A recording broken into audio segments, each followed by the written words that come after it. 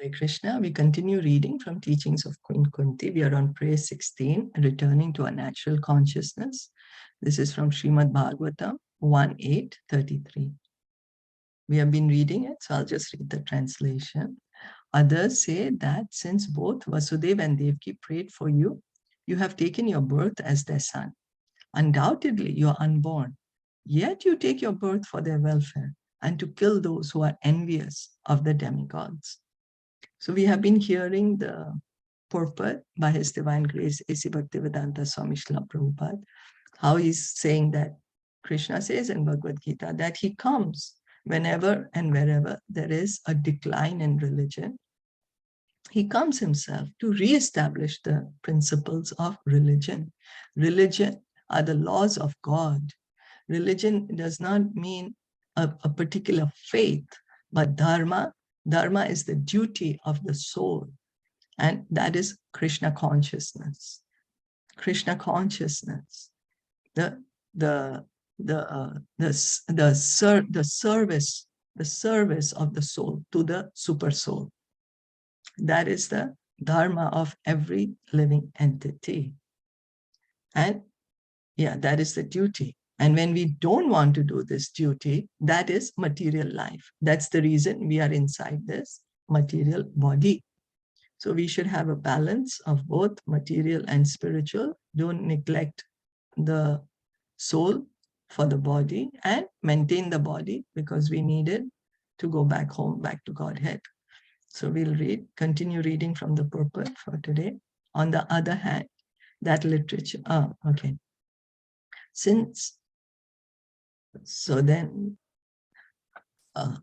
Bhagavatam also says, Tad Vag Visargo Jantaga Viplavo Yasmin Prati Shlokam Abadhavati Api Namani Anantasya Yasho Ani Ankitani Yad Shanvanti Gayanti Grananti Sadavaha. On the other hand, that literature which is full of descriptions of the transcendental glories of the name, fame, form, pastimes, etc., of the unlimited Supreme Lord is a different creation, full of transcendental words, directed toward bringing about a revolution in the impious lives of this world's misdirected civilization. Such transcendental literatures, even though imperfectly composed, are heard, sung, and accepted by purified men who are thoroughly honest. So yesterday we were hearing, Bhagavatam says that any literature which does not describe the glories of the Supreme Lord is called a place of pilgrimage for crows, and the saintly persons don't delight in them. But any literature which is full of descriptions of the glories of the Supreme Lord, His name, form, pastimes, qualities, they are full of transcendental words. And what do? They bring a revolution in the impious lives of this world's misdirected civilization. So literatures like Srimad Bhagavatam, Bhagavad Gita, these are full of descriptions of the Lord's transcendental glories. This is a different creation. It is full of transcendental words, and it's meant to create a revolution in our lives. Revolution in our lives, because we are misdirected. We are thinking we are the body. So such literatures, even they are imperfectly composed, are always sung, heard, and accepted by purified men who are thoroughly honest, the pure devotees of the Lord. Thoroughly honest. So honesty is not a mundane material honesty. Thoroughly honest, understanding the position of the soul, accepting the position of the soul. So any literature that has no connection with God is just like a place where crows take enjoyment. Where do crows enjoy? In a filthy place. But white swans take pleasure in nice, clear waters surrounded by gardens. So even among animals, there are natural divisions. The crows will not go to the swans, and the swans will not go to the crows.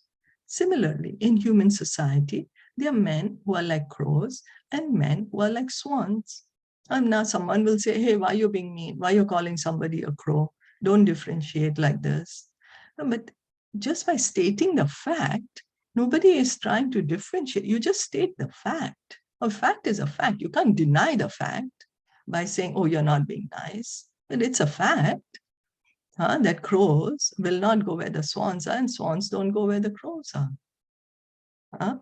So similarly, in human society, there are men who are like crows and men who are like swans. It's not like degrading anyone. It is merely stating the fact. That's all. Merely stating the fact is not criticism. It's merely stating the fact. So the swan-like men will come to centers of Krishna consciousness where everything is clear, where there is good philosophy, good transcendental food, good education, good intelligence, everything good.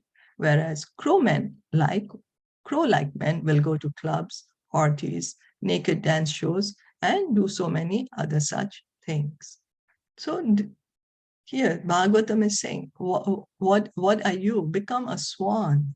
Become a swan. Change from the lower animalistic propensities to becoming swan-like. So the Krishna consciousness movement is meant for swan-like men, not for men who are like crows. But we can convert the crows into swans. That is our philosophy. Those who were crows are now swimming like swans. That is the benefit of Krishna consciousness. So Krishna consciousness is for everyone. That's the reason the devotees go out anywhere, everywhere, and tell everyone, just please chant, please talk about Krishna, please hear about Krishna. Why? So that we can change. Our crow-like tendency can become, so the crow-like tendency can change and we can become like swans. The material world is the world where swans have become crows. Originally, we are all swans because we are all souls, right? Now we are thinking we are the body.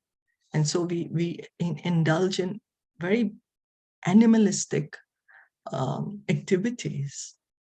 In the material world, the living entity is engaged in the material body, and he tries to gratify his senses in one body after another. But the re-establishment of dharma will gradually turn crows into swans. For example, a man may be illiterate and uncultured, but he can be converted into an educated, cultured man by training. So a man may be illiterate, but if he goes to school, he can become cultured. He can get the training, he can. So it's not that we are not swans and we have to become swans. No, we are swans, but we are behaving like crows. So by following Krishna consciousness movement, we can just uncover ourselves. Just uncover ourselves. We have put on this covering of a crow right now. We have put on this covering that I'm the body and all the material desires. But by following Krishna consciousness movement, we can uncover ourselves to see who we truly are. This training is possible in the human form of life. I cannot train a dog to become a devotee. That is difficult. Of course, that also can be done, although I may not be powerful enough to do it. So Srila Prabhupada is saying that the training can be done for human beings. For animals, it's difficult. He's saying it can be done, but he might not be as powerful to do it, because there are instances where even animals became liberated. They were hearing and chanting. Like Lord Caitanya Mahaprabhu, when he was traveling through the jungles of Jharkhand, the tigers, the snakes, the deer, and all other animals became devotees. This was possible for for Chaitanya Mahaprabhu because he's God himself and can therefore do anything. But although we cannot do that, we can work in human society. Regardless of how fallen a man is, if he follows the instructions of Krishna consciousness, he can return to his original position. So no matter what is our level of consciousness, it doesn't matter. As long as we follow the instructions of Krishna consciousness, we can return back to our original position. We don't have to become anyone else. We just have to realize who we are. By following this Krishna consciousness movement, we will realize who we are. Of course, there are degrees of understanding, but one's original position is that one is part and parcel of God. This is our original position, that we are part and parcel of God. Understanding of this position is called Brahman realization, spiritual realization. And it is this realization that Krishna himself comes to this world to reestablish. So if we want to understand what is Brahman realization, what is spiritual realization, this is the one, that I am a part and parcel of God. I am a soul. I'm a part and parcel of the Supreme Soul. I am Brahman. I am a part and parcel of the Para Brahman. And Krishna himself comes to this world to give us this knowledge. He comes to reestablish us. This is what he spoke the Bhagavad Gita for. This is what he's telling us in the Bhagavad Gita, that these living entities, Mama Vamsa Jiva Loke Jiva Bhuta Sanatanaha, living entities, they are my fragmental parts. He says that in Bhagavad Gita, that every living entity, they are my parts, fragmental parts. But they are suffering due to conditional life. They are suffering in this material world because of ignorance. So that's why he says, just surrender unto me. Just surrender unto me. Just come back to me. He says, fix your mind on me. Just hear and chant and come back to me. And come back to the original position, that we are part and parcel of God. So the more we hear and chant, the more we will be able to realize this knowledge. We will be able to see who we truly are. You just have to uncover. It's like, you have a gold ring, and the gold ring goes inside a sewer. So it gets covered with a lot of dirt. But it doesn't mean that it's not gold anymore. Sure, it has a lot of dirt over it, but it's still gold. Now, by hearing and chanting, by following the Krishna consciousness movement, what we have to do is uncover the dirt, which we have covered our consciousness with. Like the gold ring, you just put it in water and all the dirt will come out and the gold will shine. The ring will shine. We just had to put it in water to take away the dirt. So by hearing and chanting, then our consciousness will be purified and we will realize who we truly are. Is that okay?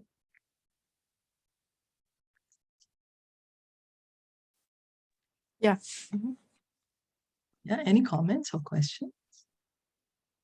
No, all clear. Okay. Okay, so we'll stop here for today. Thank you so much for listening in and joining in. Kunti Maharani ki jai, Shila Prabhupada ki jai, Gaur Premanande, Hari Bol, Hari